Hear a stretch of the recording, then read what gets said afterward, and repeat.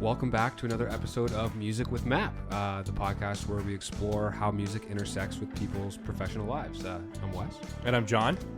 And today we have an old pal of the Map team on the Map show. team, yeah.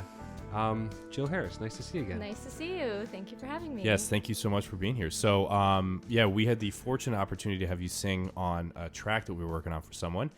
That goes back a ways. Mm-hmm. And here we are again, having you here. Great to have you. And just to let the folks listening know, maybe you could tell them a little bit about yourself, what it is that sort of constitutes your day-to-day and how music intersects with your life. Yeah, so I do this full-time. My main gig is performing with Dwayne Gretzky cover band in Toronto.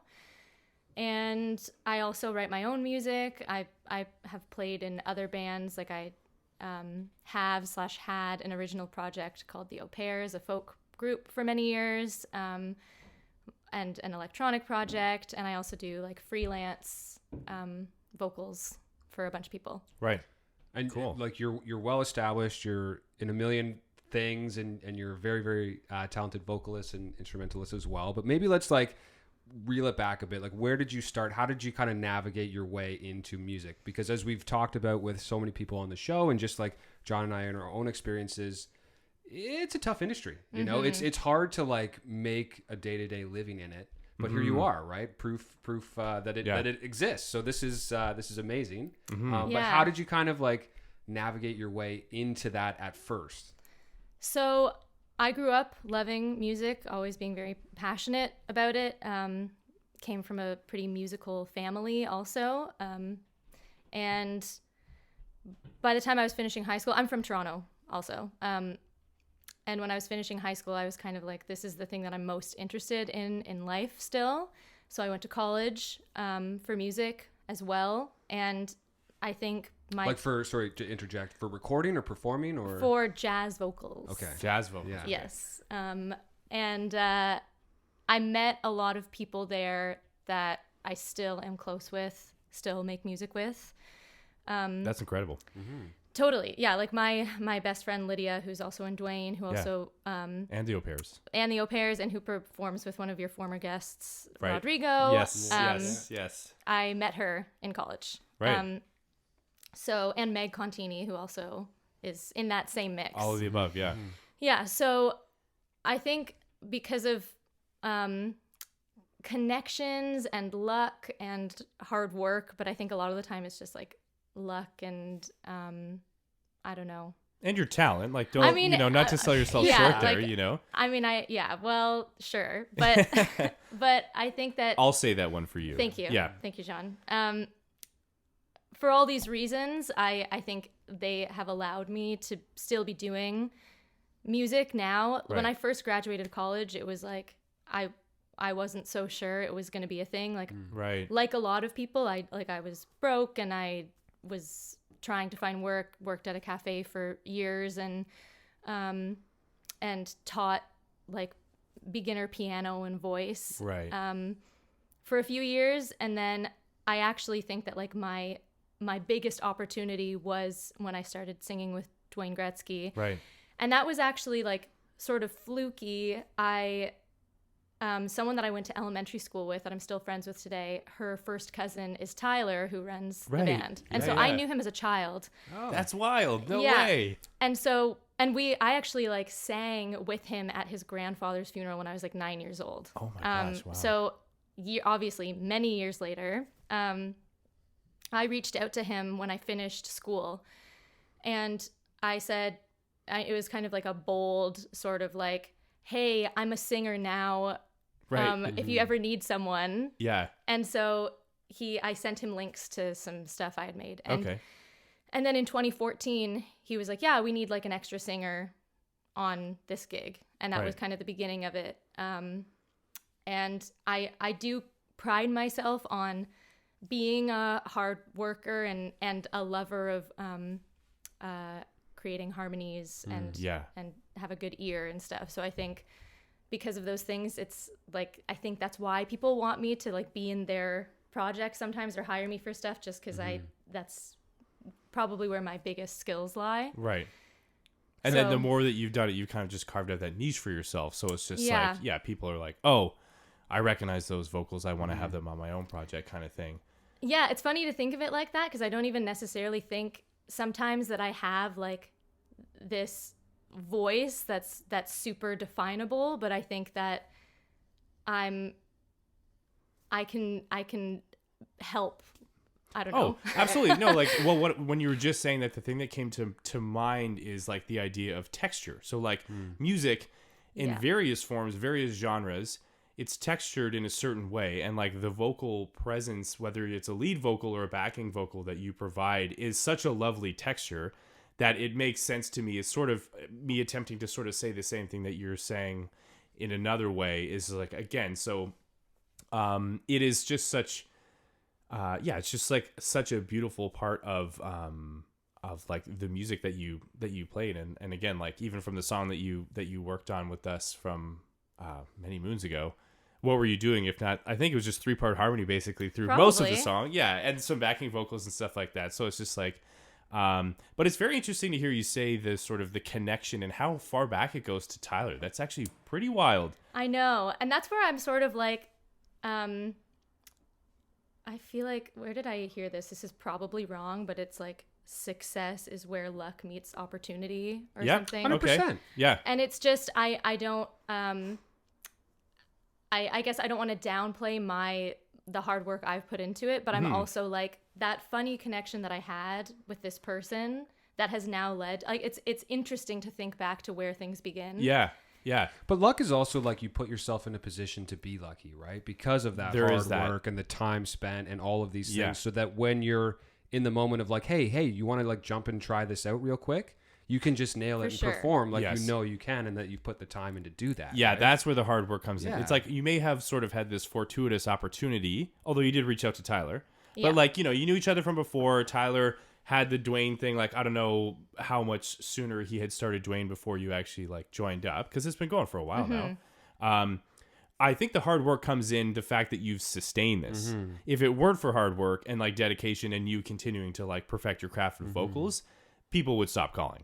Right. You know, like that's where the hard work comes in. So it's definitely a mix of both. But I can understand how you're saying where it's like sort of a mix of these amazing opportunities has led you to this situation. And I do appreciate how even off the top you said, so I do this full time, because that's worth noting, because so many musicians, you know, that's just not really the reality. Or if someone has that desire and they do it full time, it may not be as well received as something like Dwayne Gretzky. Like Dwayne Gretzky is so phenomenal because it's like everyone who plays in that group is so very talented. So there's that side of it.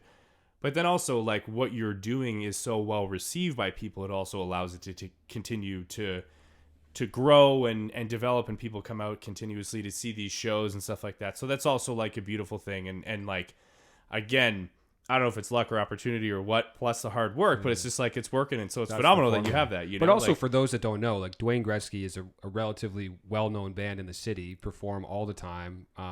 And if you're from Toronto, you've probably heard of, if not have seen Dwayne Gretzky, you know, in one way or another. Yeah.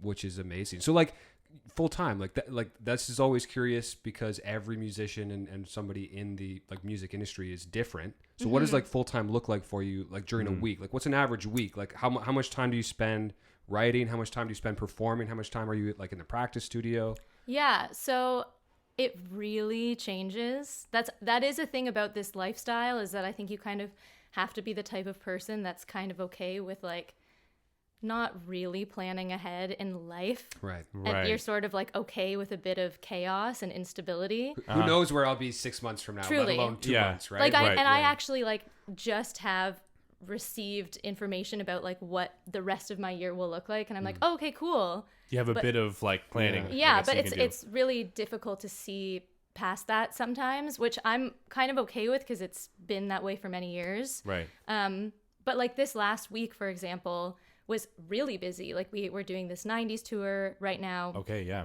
So we did 6 shows in 8 days, and we just finished on Friday. Right. So that was a lot. And that's not that common. Right. Last year was the most we have ever played, but I think it was because we didn't play in the pandemic, barely at all. We did a couple of live streams. I mean, I should say in the heart of the pandemic, at the beginning of the pandemic. Right.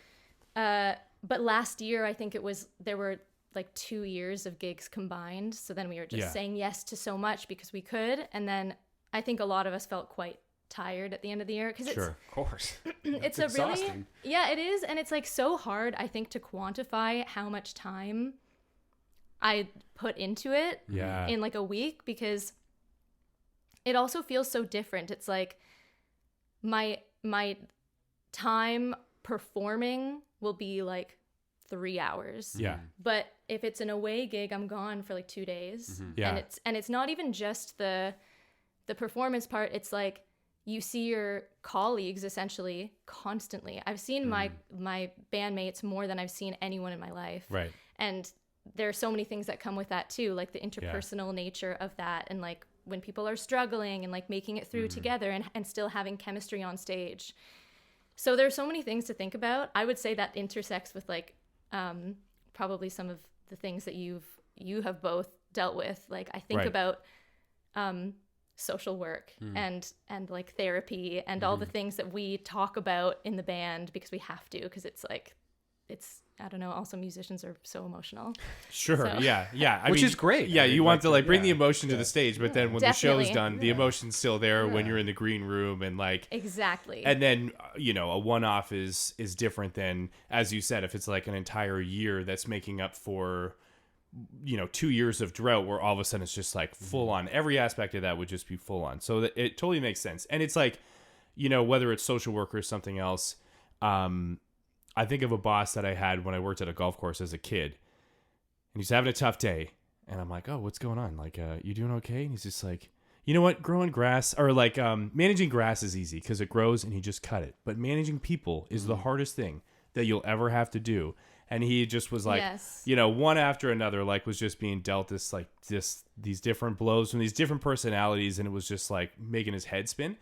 And that's something that I've always kind of thought about and I feel like that's essentially what you're saying, where it's just like the work of you, practicing your vocals and making sure you, I don't know, sleep well and just like eat properly. Those are things you do for yourself. But it's like in reality, like being in a band and the heavy lifting that comes with it is the travel and the time spent with people. And it's just such a drop in the bucket, the actual performance itself. Absolutely. And so much leads to the performance. Like there was so much for this run of shows. There's so much practicing that went into it. Right. Which is on your own. It's also practicing in the group. But yeah, it's all of that other stuff. It is like the sleeping, all those things contribute to that. And then also because it's such a weird schedule, like you don't align always with other people's lifestyles, so you miss things with family and you right, of course, like it comes with those challenges. I was actually just thinking about, I don't know, did you see that documentary, the Metallica documentary called Some Kind of Monster? Yeah. It's so unhinged, but there are elements of it that are like, because it's like this funny thing where it's like they've known each other for so long, they really desperately need therapy, and then they have their therapist come in with them while they record this album, and it's like so wild. But you also understand, you're like, yeah, it's so weird. What a weird life. Yeah, that's, and like, that's an interesting documentary because it does really kind of, open the curtain behind the scenes a little bit in terms of the dynamic of a group. And so I can fully understand how you're saying, especially like the longevity of Metallica is like longer than with Dwayne, but especially if you're talking about these things happening in such a like densely packed amount of time, it's just like, you've got so many years of just that under your belt. Like, yeah, it only makes sense. And again, it's just those personalities that come through. And well, that's also so fascinating too, because for example, with what we do, like music is an alternate form of self-expression for people that they're just beginning to unlock and realize and see. And so like, especially a lot of times when folks that we work with are in various positions, like it's great to find a new outlet and to find a new communication stream, whatever. But for musicians who do it every day, all day with the same people, and then like still trying to write stuff and still trying to do new versions of other songs and all these different things, like have you do you find yourself, now that you've been in it for a number of years, being able to find like a healthy rhythm of just even your own life? Like you go out on tour and find some healthy balance within all that? Or is it still just so random that you're still kind of like, you know, almost like jazz hands kind of going with it as it hits, right? Yeah, I do think it's always changing. I think that there are times when I feel more stable with it. I actually think, like, funnily enough, Dwayne Gretzky is the stable part of it. Like, because I think that I do also work on my own music, but I don't know if you've spoken with other musicians or if you yourselves have experienced this, of just like, it's so vulnerable to put your own art into the world. And that's something I still struggle with. Yeah. So that's like an ongoing process. And yeah, and same with like going on the road. I did my first like bus tour in the fall with Broken Social Scene. Yeah, I was gonna ask about that. Yeah, and that was like a completely different. I'm actually. It looks like I'm going to be going on doing the same thing again this fall. Okay, cool. Congrats! That's thank incredible. you. Yeah. So it's really exciting, and I loved it so much, and it was also challenging. I'd never tried to sleep on a bus before, and it was not successful for me. But now I know that, so I have the ability to go into it with a different state of mind. Right, and hence why Dwayne, by comparison, which is something you've done for such a long time, feels so much more consistent or stable and known. Yes. So that's like, in the end, I guess, like almost easier by comparison. It sounds like you're saying. For sure. Yeah. And also like, Dwayne is like it's a band and a business. Like, I mean, I don't even know how much people think of it like that. We think of it like that because it has become a lot of our job. So we have a calendar where we can see everything that's coming up for the year so far. And it's really organized, and there's like a structure, which I think doesn't exist in like original projects in the same way. Right. Yeah. You know, it's just like, oh, we got a grant, now we can go on the road, but we all have to share a bed and like all this stuff. So kind of like the planning is more on the fly, exactly. like versus like a well-oiled machine, kind of more like Dwayne is, where it's just like, no, here's like what most of the year is gonna look like. Totally. And well, as a quick caveat too, like, for those that aren't aware, live music is sort of the last bastion of how to make a living in music, right? Like, unless you have a great publicist and you're able to get into TV shows and movies and things, but like nobody's selling records anymore, things like that. So you have to play live. You do. And even then it is part of the, like, a lot of them, I mean, at least for certain artists, Dwayne is a little bit different, but for a lot of original artists, they're going on the road because they make like a certain amount from their ticket sales, but they make a lot of their money through their merchandise. Yeah. So it is still this like artist as a commodity, like funny sort of thing that people struggle with. But I would say that you're right, that it's like the live music is what you have to do. Unless, as you say, like I know some people that are just fully in production. Right. And they're able to make enough off of royalties because they're just like churning out songs, but I'm not really in that world. Though there is a song that came out that I was a part of in 2014, and I still get a little check from that, a little check from that every so often. Right. That's cool. But yeah, for you, well, and again, like sort of why it's noteworthy for you to say off the top is just like you're someone where for you working in the music industry means actually being able to play, and like that is your because I mean the way that it looks, especially for us when we talk with younger kids who are like, oh, I just wish I could do this for a living, you know, like playing music, and we're like, it kind of, you gotta figure it out. Like there's so many different hats that you can wear. So like again, for what we do, we meet with folks who like don't necessarily have an opportunity. We try to help them write their own songs. There's someone who like maybe sits in there or like, you know, works at home or in a studio or something and just does like music for commercials or for film or whatever, and like that's their bread and butter. There's someone like yourself who's just like performing quite regularly, and that's like the staple of what you do. So it is pretty wild, just like all the different things. And that's the whole industry, whether you're a performer or songwriter or somebody more behind the scenes. Like even when I was younger, kind of doing more sound stuff, like I would be in studio during the day, then I would go do a show do sound for a show at night, and then work on side projects at all hours of the day. Like it just kind of never stops, but just wearing those multiple hats. Yeah. And Jill, as like you've so eloquently stated, it's just finding that like schedule where you don't lose your mind completely Yeah, while exactly. being able to still like enjoy, because it's like you're making music. It's the best. Like, Yeah. you know? Absolutely. And I never want to take away from that either, because I think as much as it's, you know, me and my like musician friends talk about the struggle of being in the music industry constantly, Right. but also the gratitude we have for it, and the ability to like create music. Like I still, whether I release it or not, I still am at home writing my songs and stuff. Right. And, you know, and working with other people, which I like so much. Right.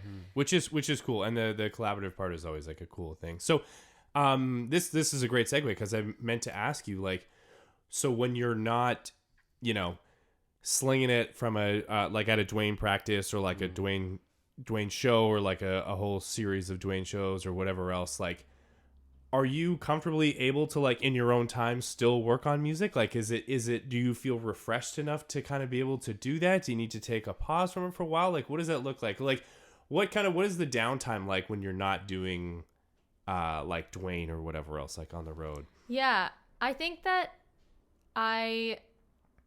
it's kind of in fits and starts. Is that the saying? Where I'll feel more inspired, or I have more energy to do it. Because I think there are some times where I'm like, oh, I feel so exhausted from the music life that I'm Yeah. going to just shut that part of me off. Yeah. But I do devote some time to it. And there's a consistent thing that I do, which I started doing years ago, called Songvember, where every day for the month of November, I write a song. Wow. Or at least what it has now turned into is a minute of a song, or like a verse and a chorus. Just basically an idea every day. Interesting. Because it makes me feel creative and gets me back in touch with that side of myself if I've let it go for a while. And it's Right. funny because it's like, well, it's 1 month of the year, but it gives me ideas to work on for like a while. Yeah. Right. And I'm so devoted to the practice that I'm like, it's helpful for me. Yeah, that makes sense for sure. I mean, no matter what, I think like having, whether it's like, you know, playing music or working out or something like that, like having a structured kind of approach definitely is helpful for the continual creation of something. But yeah, I was just curious to know, like you were kind of alluding to, you know, that you do still have a little bit of that sort of creative fire spark is still within you, even if you have been playing. And I guess maybe a distinction to be made as well is like with Dwayne, you're performing, you're doing a great job, you're putting your fingerprint on it, but these are cover songs. Yeah. Is it the performing of cover songs that kind of still gives you that like extra fire to work on your own like original stuff? Yeah, it's interesting because I think I was actually just talking to my friend about this, because I think people look at it kind of differently. Like some people struggle with performing covers all the time because they're like, it makes me feel like I'm trying to meet this expectation of being the artist and I'll never be that. Right. Yep. For me, it feels so different. It actually feels like less anxiety inducing because it's not my own stuff. It feels like Right. slightly detached, but it feels like I can still connect to the songs. Yeah. And I personally just love performing. So Right, it gives me right. like, it more so scratches that itch for me. Right. It's like the fun on stage without the yes, vulnerability of performing your own exactly. stuff. Right. Yeah. And it's like, to your credit, like Dwayne Gretzky performs a wide range of of different songs. Like there's For sure. a massive catalog there. Yeah, it's true. And actually these shows that we are doing right now are like my favorite of the bunch because I get to do Alanis and Cranberries fun. and Yeah, like right. these sort of big like The emotional 90s. Big shiny Yes. 90s, right? Yeah. And is this just to flip back a page? Was that what started it off for you with Dwayne when Tyler was like, "Oh, we need an extra vocalist" or something like that? Like, were they doing a Big Shiny thing at that point, or? Yeah, that was one of my first shows with them. Right. Actually, my first show ever with them was when they used to do this residency at the Horseshoe. Oh. And it was every Friday in February, and they did it for years. Our last one was February 2020, in fact. Wow, because that's like right on the doorstep yeah, of Yes, of the pandemic. It was our last, yeah. it was the last show for everyone, basically. Yeah.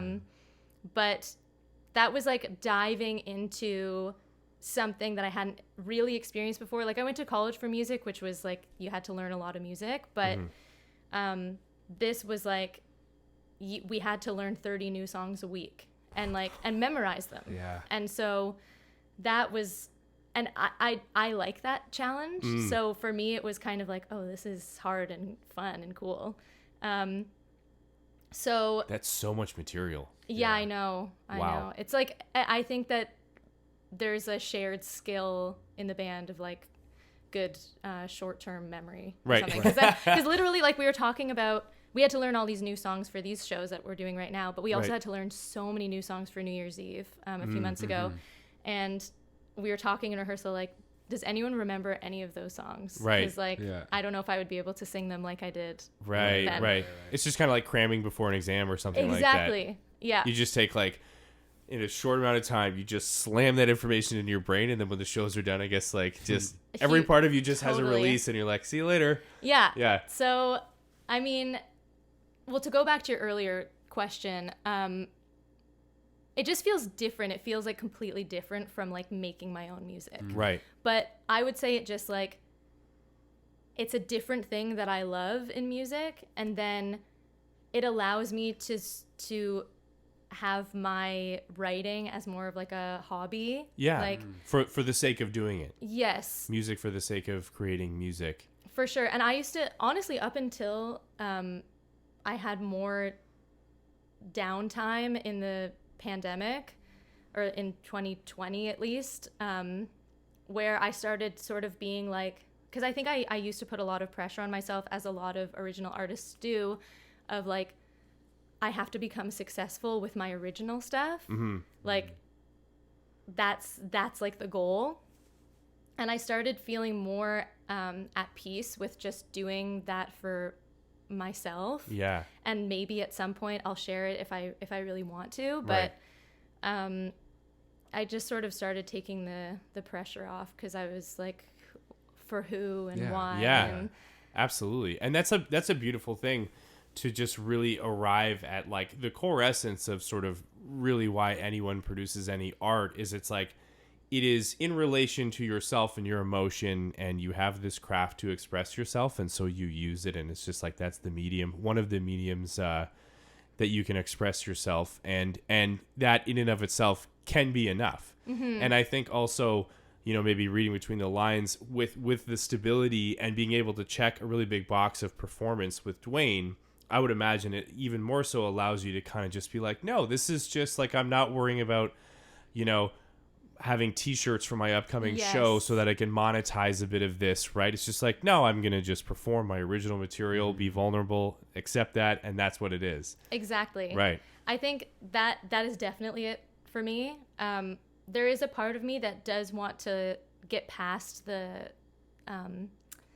feeling of like not being able to share things, because I think that would be, I don't know, even if it's, I was talking about this with two of my friends I was just with that are also both musicians that write music, and one of my friends emailed us and said, like, you know, this person isn't on a label, any of these things, and they were just like, hey, I finished a song and I want to share it with people I trust. And that's cool. Yeah, just wanted some, not even feedback because the song was done, just like, I want to hear your words, even just like, I want you to share love with me. Yeah. Like, just let's support each other in this community, and that's our record label or whatever. And Yeah, that's so cool, right. because That that's is like very cool. almost in itself the release of that energy that goes into creating Exactly. that thing, which is like so important and just so intricate in its own various ways, and then being able to share it is just kind of like that, like you Yeah. know? And even, you know, we make art for ourselves, but also your art can have an impact on someone else Yeah. if they feel that. That's why I want to get past that.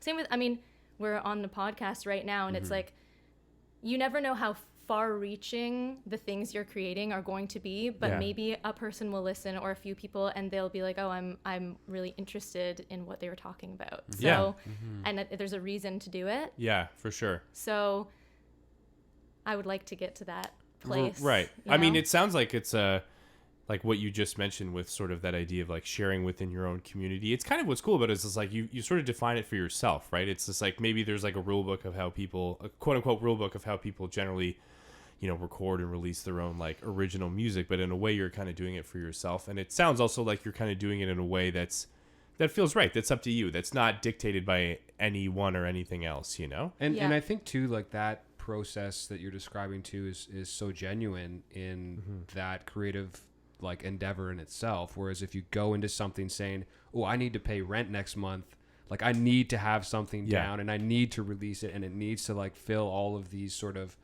financial responsibilities that I have, like that's a totally different ball game than if you're like, this is just something I'm putting like my creative and emotional energy into. Or even if it's like, even not in it from a monetary perspective, but even if you kind of give yourself that preconceived expectation, like I need to be able to create something that I know will resonate with other people. True. I need to make sure it sort of has a particular depth to it so that someone listening to it will feel the same way. That is an additional pressure that you kind of put on yourself in the creative process, which it's just, again, really nice to be able to free yourself from all that and just like let it go. And it's always there for you too whenever you decide to do that stuff too, like at your own time. I think that like if you make things trying to appeal to like the widest audience you can, then it's gonna be less authentic usually. Yeah, absolutely. Yep. Because I don't know, there's a reason why pop music exists. There's a reason why there's this just like general style that's on the radio, and no shame to that at all. But that's how some people in the music industry do their thing. Definitely. Right. And it's some of their passions too. It's like they want to write music like that. But I also have seen peers veer away from the art they used to make because they're thinking about like, what's going to be a hit? Yeah. Like I gotta pay my rent. Yeah. Actually. Yeah. Exactly. How do I best tap into this machine so that I can make money from it and then be able to pay rent or whatever else? But